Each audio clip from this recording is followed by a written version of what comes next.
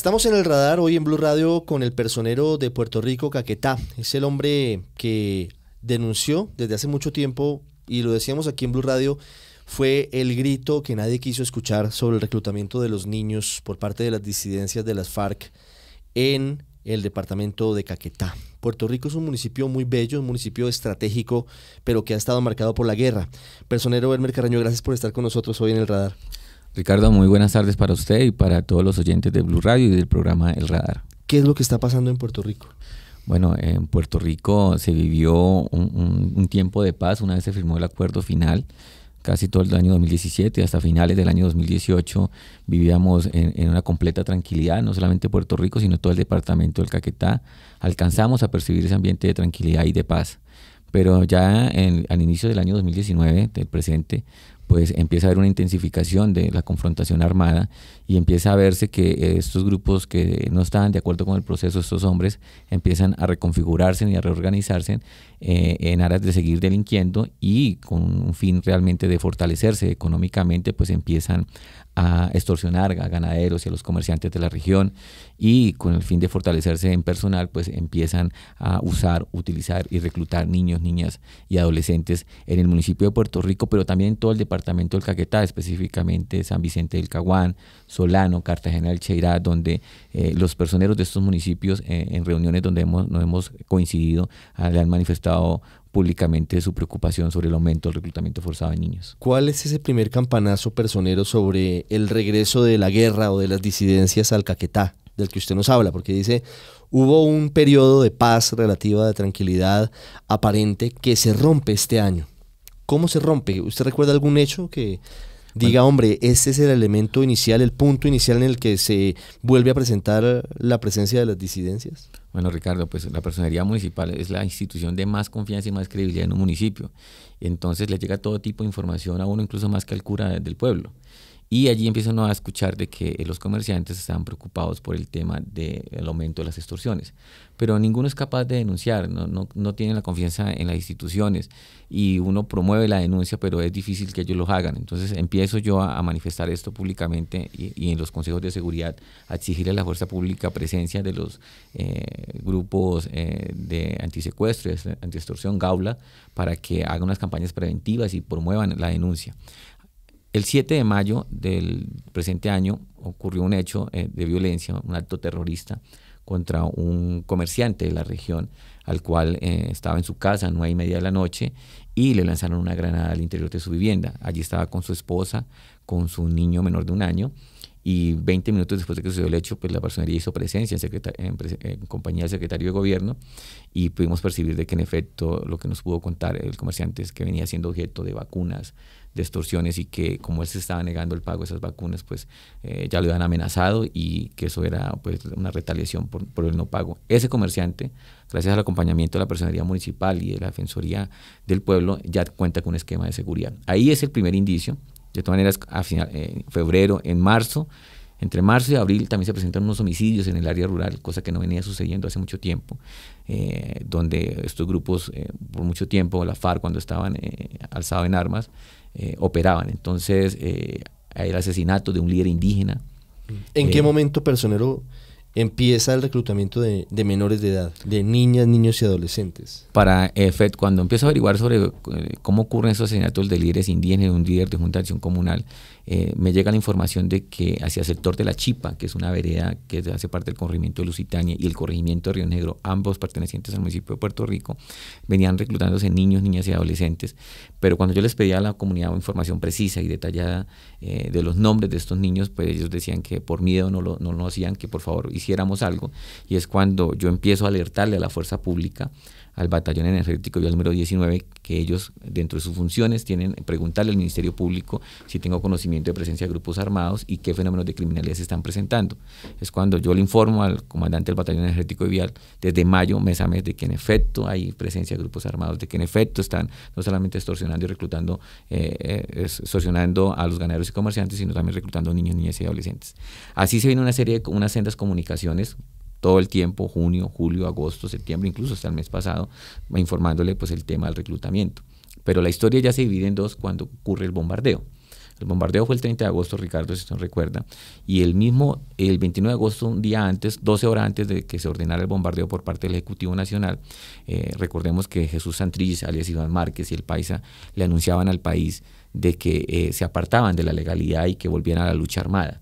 El presidente da esa orden 12 horas después y en aras de mandar un mensaje contundente a estos grupos disidentes, porque así mismo lo dijo, en una operación que él denominó meticulosa, estratégica y con todo el rigor, cosa que careció obviamente esa operación, pues le costó la vida a 8 niños, niñas y adolescentes que venían siendo reclutados en Puerto Rico y también en el municipio de San Vicente. Siguiendo con la historia, señor Personero, desde mayo usted le envía cartas, de hecho la revelamos aquí en Blue Radio, al comandante del Batallón Energético y Vial número 19. ¿No hubo respuesta o sí hubo respuesta a esas cartas? No, de parte del batallón no. Obviamente yo sé que la función del batallón no era prevenir el reclutamiento. Lo que tenía que haber hecho el comandante de esta unidad era elevarlo a sus superiores y finalmente que llegara el ministro de la cartera. Aquí lo que hay que dejar claro, Ricardo, y yo quiero que la gente, la opinión pública sepa y los medios de comunicación, que los únicos responsables del reclutamiento forzado de niños, niñas y adolescentes es este grupo armado organizado residual. La responsabilidad que yo le indico al Estado, que no solamente la fuerza pública, sino todo el Sistema Nacional de Bienestar Familiar, que lo coordina el Instituto Colombiano de Bienestar Familiar, donde hace presencia también la administración municipal, es no haber prevenido esos reclutamientos cuando el Ministerio Público los había alertado meses antes. Esa es la responsabilidad y obviamente en un Estado social de derecho, Ricardo, el poder militar se subordina al poder político y son estos últimos los que tienen que asumir toda la responsabilidad, no solamente frente a la opinión pública, sino frente a la comunidad internacional. Claro, la ilegalidad es la ilegalidad y hay que combatirla con todas las fuerzas y las disidencias están reclutando niños, pero al Estado le corresponde prevenir ese reclutamiento y garantizar la vida de esos menores cuando están siendo reclutados. ¿Cuándo se entera usted de que en ese bombardeo, el 30 de agosto, 30 de agosto, porque realmente es casi a la medianoche del 29, casi las 0 horas del 30 de agosto, habían muerto niños? Bueno, la primera semana, la segunda semana de septiembre, acuden a la personería municipal los familiares de estos niños y la primera que fue la mamá de la niña de 13 años, la que era menor de edad, llorando de manera pues desconsolada y pues tan así que no me pudo expresarme bien los hechos. Fue el padrastro que la acompañaba y me contó la historia que la niña había sido reclutada hacia finales del mes de julio, específicamente el 21 de julio, que 20 hombres fuertemente armados llegaron a la finca donde ellos vivían, la vereda Villahermosa Alta. Allí estuvieron 2 días cargando celulares, equipos de comunicación y durante este lapso pues hicieron todo el trabajo de convencimiento, de enamoramiento de la niña para poder llevarla a este grupo armado organizado residual. Que la niña se fue con este grupo. 8 días después los familiares pues angustiados van en busca de la niña, saben que este grupo hace presencia en la zona, los ubican, la señora logra entrevistarse nuevamente con su hija y que la niña le había dicho que ella quería regresar nuevamente al seno de su hogar. La mamá le pregunta que por qué quería regresar y le expresa que en tan solo 8 días le habían puesto a hacer cosas que nunca antes había hecho. Cuando le pregunta a la mamá qué fue lo que le respondió la niña, qué cosas le han puesto a hacer, pues el tema era que ya venía siendo objeto de planificación forzada y lo que significa que venía siendo objeto de abuso y violencia sexual. Los 3 casos que documentó la personería, Ricardo, el común denominador es que son mujeres, niñas, ¿sí? Que no solamente son reclutadas, que es una conducta punible, sino también son objeto de violencia sexual para satisfacer pues, necesidades sexuales de estos comandantes guerrilleros. Específicamente hacían referencia a alias el Cucho o alias el Viejo que ha reclutado a estas niñas. ¿De ese hombre de Gildardo el Cucho tenían ustedes información antes del bombardeo? No, yo vengo a enterarme del nombre de él. Específicamente la señora dijo que era alias el Viejo, pero cuando yo consulto pues los medios de comunicación cuál fue el objetivo lícito de parte que generó que el Estado diera esta orden de bombardear, pues era un alias el Cucho, y pues Cucho y alias el Viejo son sinónimos y pues hacíamos referencia a la misma persona. Lo que usted nos cuenta sobre esa situación de las niñas nos indica que fueron 2 veces víctimas, fueron víctimas doble vez, porque fueron reclutadas, fueron víctimas de abuso sexual seguramente, y luego son víctimas del bombardeo. ¿Cómo transcurren los días posteriores a esto? Porque usted recibe las denuncias del caso de la pequeña Ángela, de otras niñas más, ¿usted le reclama a la fuerza pública? ¿Usted hace algún tipo de petición para que entreguen información sobre lo que pasó allí?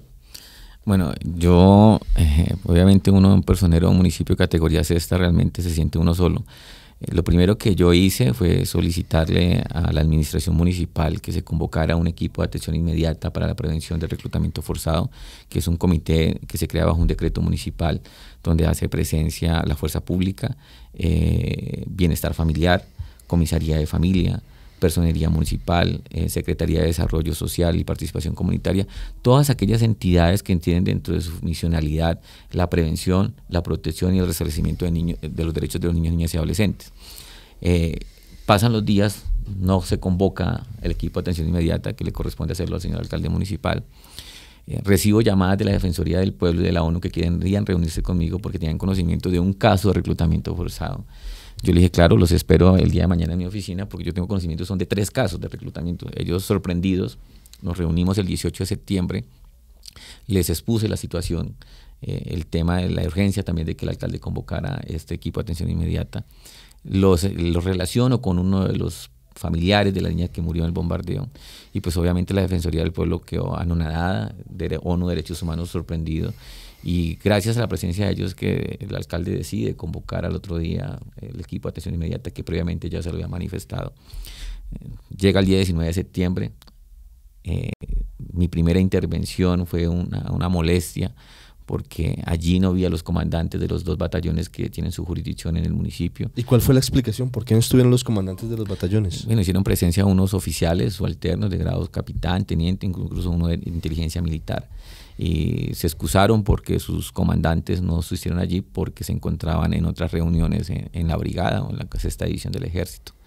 No obstante, les expongo a todas las entidades que asistieron allí los 3 casos, uno por uno, y la preocupación que le existía al Ministerio Público y que yo lo venía alertando hace mucho tiempo y que les daba un mes de plazo, o sea que la próxima reunión del equipo de atención inmediata fuera el 18 de octubre para que durante ese lapso ellos rindieran un informe al Ministerio Público, ahí salieran al frente y explicaran cuál era la política pública en materia de prevención del reclutamiento forzado, qué habían hecho y qué van a hacer para que esto se prevenga en el municipio. Llegó el 18 de octubre, Ricardo, y sorpresa que no se pudo hacer la reunión del equipo de atención inmediata del reclutamiento porque no había quórum. Faltaron unas instituciones para poder hacer un quórum deliberatorio y tomar decisiones. ¿Quiénes faltaron? Y por ende no se pudo escuchar qué acciones se habían tomado. Faltó la fuerza pública, los comandantes de los 2 batallones nuevamente no asisten. Faltó quien es el coordinador del Sistema Nacional de Bienestar Familiar, que es el Instituto Colombiano de Bienestar Familiar Centro Zonal Puerto Rico. Faltó el señor alcalde municipal y no recuerdo las otras instituciones, pero no hubo quórum, no se pudo hacer y por lo tanto no pude recibir el informe que les había pedido a ver qué habían hecho y qué iban a hacer para evitar el reclutamiento. ¿Y ahí ya se sabía que estas niñas habían muerto en el bombardeo? Claro, Ricardo, como les puse, cuando el 19 de septiembre, un mes antes, yo les expuse los casos de los muertos de las niñas en bombardeo. Ahí estaba la Fiscalía presente también y ellos sabían que precisamente el informe que pedía el Ministerio Público era ver qué acciones iban a tomar de acuerdo a lo que yo ya le había expuesto, que las niñas habían muerto en el bombardeo el 30 de agosto, de que el Ministerio Público estaba sumamente preocupado, además porque somos sociedad pero también somos Estado y cuando se trata de prevenir, de proteger y de restablecer los derechos de los niños son sujetos de especial protección constitucional y el Estado tiene que paralizar todo y volcarse a dar una respuesta para proteger a estos niños. Viendo las cosas como hoy se ven, señor personero, y después de lo que ocurrió con ese bombardeo, ¿usted cree que hubo negligencia del ejército, de la fuerza pública en torno al tema? Ricardo, no soy yo competente para determinar si hubo negligencia y específicamente algunas instituciones. Eso ya le corresponderá pues asumir esas investigaciones, las que hayan, sea de tipo disciplinario, la Procuraduría General de la Nación, o si son de tipo penal, pues a la Fiscalía General. Yo lo que puedo hablar es en el Estado en su conjunto, de que sí hubo una displicencia, de que no hay la atención debida y que todo esto, que incluso poner en riesgo mi seguridad, sirva para que llamar la atención del Estado, de la sociedad y de la familia, para que realmente se prevenga estos reclutamientos y le garanticemos los derechos de los niños, niñas y adolescentes, no solamente de Puerto Rico, sino de todo el departamento del Caquetá, porque como lo dijo mi colega hace 2 días, el personero de Solano, en menos de 3 meses ya en Solano ha habido más o menos 40 niños reclutados, muchos de ellos indígenas. Sí, yo retomo su palabra, pero de acuerdo a lo que usted me cuenta, lo que ocurrió allí sí es aparente displicencia de la fuerza pública, bueno, también del bienestar familiar y no sé si del alcalde del municipio de Puerto Rico, pero que el ejército haya enviado a una primera reunión a unos subalternos y que a la segunda reunión no hayan asistido, sí nos demuestra que el caso al menos no les interesaba o no era una de sus prioridades, ¿o no? Bueno, como le dije, Ricardo, no quiero entrar a cuestionar, eso ya le corresponde pues a la Procuraduría, a quienes sean los jueces disciplinarios de los miembros de la fuerza pública, y desde el punto de vista penal, pues a la Fiscalía General si hubo omisiones frente al cumplimiento de los deberes de cada una de estas instituciones. Mire, hay un tema que a mí me duele mucho, y es que en esa reunión del 19 de septiembre fue la OEA, y sí, la OEA tenía información muy precisa del reclutamiento de menores de edad por parte de las disidencias en unas veredas específicas, incluso con nombres propios las menciona. Y si quedan preguntas sobre si está tan claro el diagnóstico, ¿por qué no se tomaron medidas? Ricardo, vea, aquí no solamente la personería es la que lo venía advirtiendo. Si usted mira la alerta temprana número 01 del 2019 de la Defensoría del Pueblo, una alerta temprana únicamente para el municipio de Puerto Rico, donde determina las zonas del área rural y tanto urbana donde se están presentando reclutamientos desde el año 2018, pues se tiene especificado cuáles son las zonas donde estos grupos armados vienen reclutando niños, niñas y adolescentes. Después, en la alerta temprana número 035 del 2019, de riesgo electoral, que también emite la Defensoría del Pueblo, de los 16 municipios del Caquetá, 6 se encontraban en riesgo, 4 en riesgo extremo, casualmente San Vicente, Solano, Cartagena del Chairá y Puerto Rico, los 4 personas que nos encontramos amenazados y que actualmente tenemos esquemas de protección. Y uno de los argumentos de la Defensoría del Pueblo para emitir esta alerta es que allí hacían presencia grupos armados que venían reclutando niños, niñas y adolescentes. Entonces no solamente fue la Personería Municipal de Puerto Rico, sino también la Defensoría del Pueblo y la investigación que venía adelantando MAT-OEA en el departamento del Caquetá, donde tienen con claridad cuáles son en el centro poblado los barrios que vienen siendo o donde están reclutando niños, y también el área rural del municipio de Puerto Rico, donde se venían reclutando niños, niñas y adolescentes desde hace mucho tiempo. Es decir, que el Estado tenía pleno conocimiento, y por eso cuando yo salí el miércoles públicamente a decir que el gobierno sabía, era porque sabía, porque esas alertas tempranas van dirigidas a la Secretaría Técnica del Comité Intersectorial para la respuesta rápida a alertas tempranas, y esa Secretaría Técnica la ejerce la ministra del Interior, Nancy Patricia Gutiérrez. Personero, ¿usted cree que las fuerzas militares tenían conocimiento de que en ese campamento en la vereda Candilejas, en donde aparentemente estaba Gildardo el Cucho, de donde murieron 8 menores de edad, estaban esos menores de edad?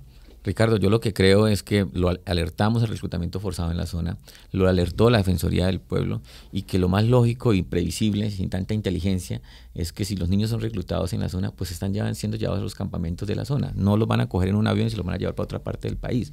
Están en la zona, ¿sí? Y el reclutamiento viene en aumento y estaban alertados. Entonces era previsible que cualquier bombardeo que usted haga o el Estado haga en estos momentos, pues van a haber niños.